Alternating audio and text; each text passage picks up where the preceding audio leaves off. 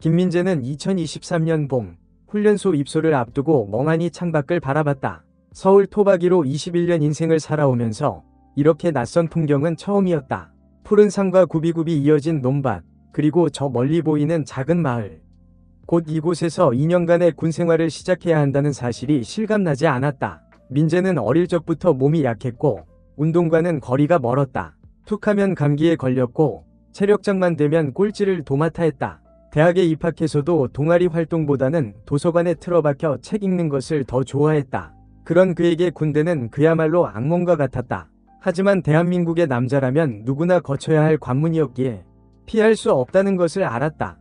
훈련소에 도착하자 삭발을 하고 군복을 지급받았다. 어색한 군복을 입고 거울 앞에 선 자신의 모습은 낯설기 그지없었다. 주변에는 저마다 긴장한 표정으로 서 있는 훈련병들이 가득했다. 민재는 어깨를 움츠린 채 최대한 눈에 띄지 않으려고 애썼다. 훈련은 상상 이상으로 고됐다. 매일 아침 구보를 시작으로 사격훈련, 각계전투, 화생방 훈련 등 쉴 틈 없이 이어졌다.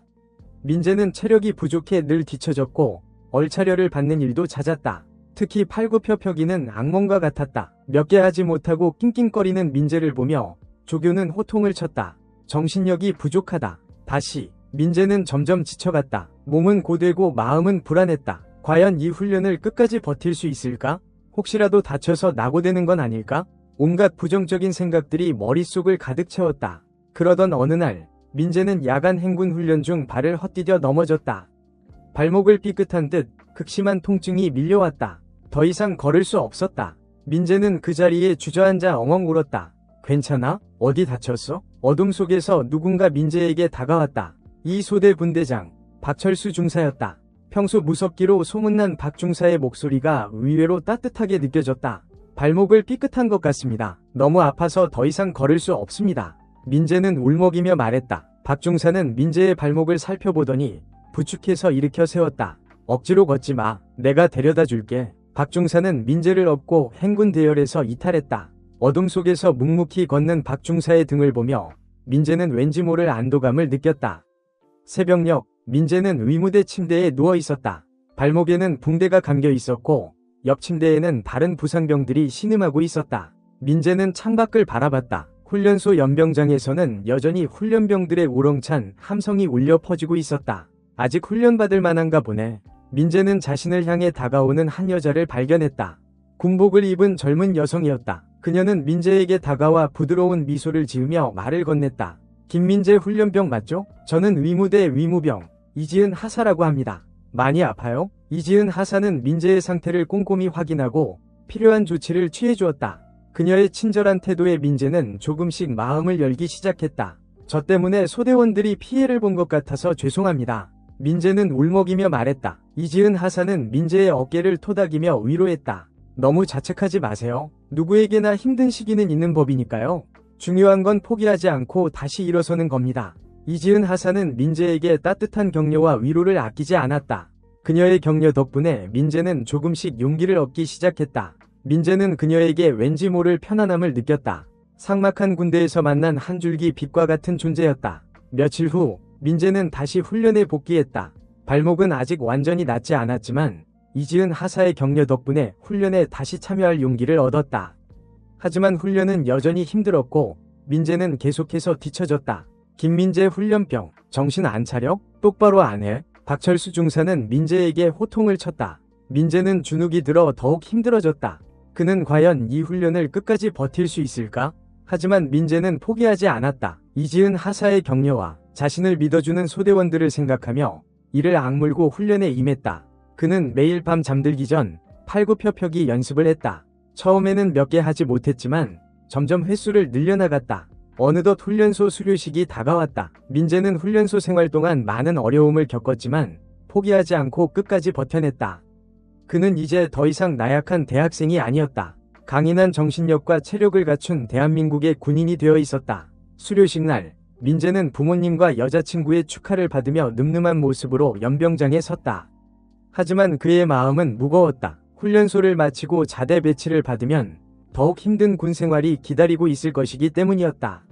민재야, 정말 고생 많았다. 이제부터 시작이다. 힘내. 어머니는 민재를 끌어안으며 격려했다. 민재는 어머니의 따뜻한 품에 안겨 잠시 눈물을 글썽였다. 걱정 마세요, 엄마. 잘 해낼 수 있어요. 민재는 애써 밝게 웃으며 대답했다. 하지만 속으로는 불안감을 감출 수 없었다. 며칠 후 민재는 자대 배치를 받았다. 그가 배치된 곳은 강원도 최전방에 위치한 육군 보병사단이었다.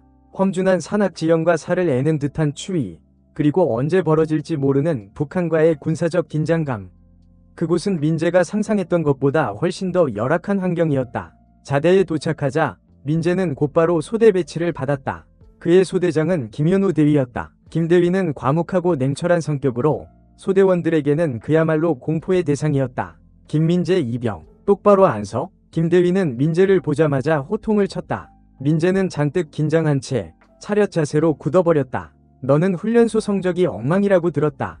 하지만 실망하지 마라. 여기서부터 다시 시작하면 된다. 나는 너를 최고의 군인으로 만들어줄 것이다. 김 대위의 말은 위협적으로 들렸지만 민재는 왠지 모를 기대감을 느꼈다.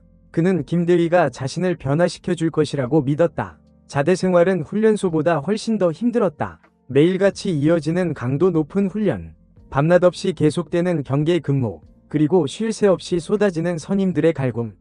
민재는 점점 지쳐갔다. 특히 민재를 괴롭힌 것은 박찬호 병장이었다. 박 병장은 덩치가 크고 성격이 포악한 것으로 유명했다. 그는 민재를 눈엣 가시처럼 여기며 사사건건 특집을 잡고 괴롭혔다. 김민재 이병, 너는 하는 짓마다 왜 그 모양이야? 밥은 처먹고 다니냐? 박 병장의 폭언과 협박에 민재는 매일 밤 눈물을 흘렸다. 그는 과연 이 생활을 언제까지 버틸 수 있을까? 어느 날 밤, 민재는 야간 경계 근무 중 잠시 졸았다. 그 순간 박 병장이 나타나 민재를 발로 걷어찼다. 정신 안 차려? 너 때문에 우리 소대가 전부 위험해질 수 있어. 박 병장의 분노에 민재는 두려움에 떨었다. 그는 더 이상 참을 수 없었다. 저도 열심히 하고 싶습니다. 하지만 너무 힘들어서 도저히 버틸 수가 없습니다. 민재는 울먹이며 말했다. 박 병장은 민재를 비웃으며 말했다. 겨우 이 정도 가지고 힘들다고? 너는 군인이 될 자격이 없어. 박 병장의 말에 민재는 자존심이 상했다. 그는 이를 악물고 말했다. 저는 포기하지 않을 겁니다. 반드시 훌륭한 군인이 될 겁니다. 민재의 눈빛이 강렬하게 빛났다. 박 병장은 잠시 당황한 듯했지만 곧 다시 비웃으며 말했다. 그래? 그럼 어디 한번 해봐. 나는 네가 실패하는 모습을 꼭 보고 싶으니까. 다음 날부터 민재는 훈련에 더욱 적극적으로 참여했다.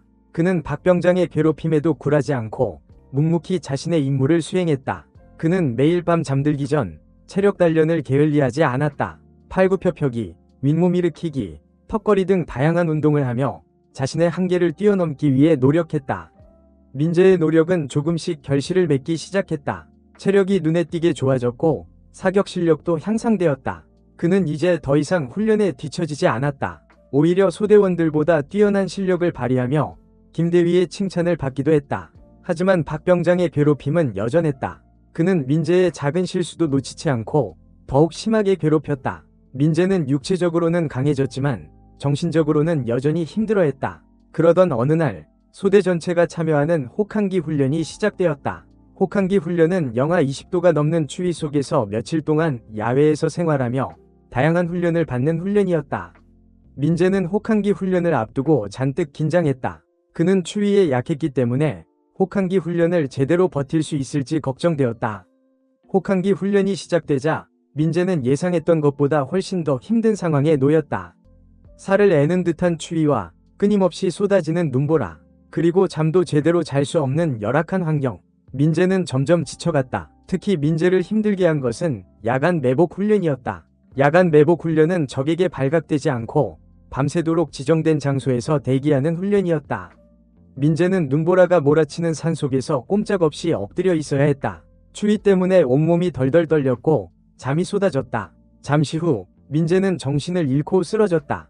정신을 차려보니 민재는 의무대 침대에 누워 있었다. 간호 장교가 민재에게 다가와 걱정스러운 표정으로 말을 건넸다. 김민재 일병, 정신이 들어요?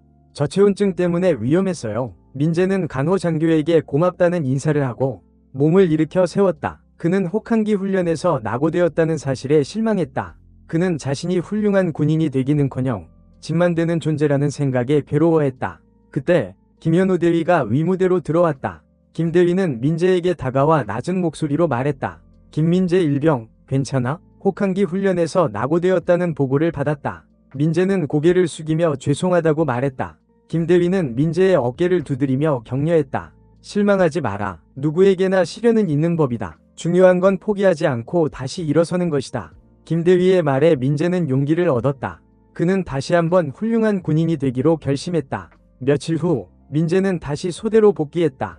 그는 박병장의 괴롭힘에도 굴하지 않고 더욱 열심히 훈련에 임했다. 그는 매일 밤 잠들기 전 체력 단련을 게을리하지 않았고 틈틈이 군사훈련 관련 서적을 읽으며 지식을 쌓았다. 민재의 노력은 점점 결실을 맺기 시작했다. 그는 이제 더 이상 박병장의 괴롭힘에 힘들어하지 않았다. 오히려 박병장의 약점을 파악하고 그의 도발에 능숙하게 대처했다. 또한 그는 소대원들과 끈끈한 유대감을 형성하며 소대에서 없어서는 안 될 존재가 되었다. 어느 날 소대는 중요한 작전에 투입되었다. 작전 내용은 북한군의 침투를 막고 아군 지역을 방어하는 것이었다. 민재는 긴장했지만 두려워하지 않았다. 그는 자신이 훌륭한 군인이 될 수 있다는 것을 증명하고 싶었다. 작전이 시작되자 소대원들은 일사불란하게 움직였다. 민재는 김대위의 지시에 따라 자신의 위치를 지키며 적군의 동태를 살폈다. 그때 갑자기 적군이 쏜 총탄이 민재의 옆을 스쳐 지나갔다.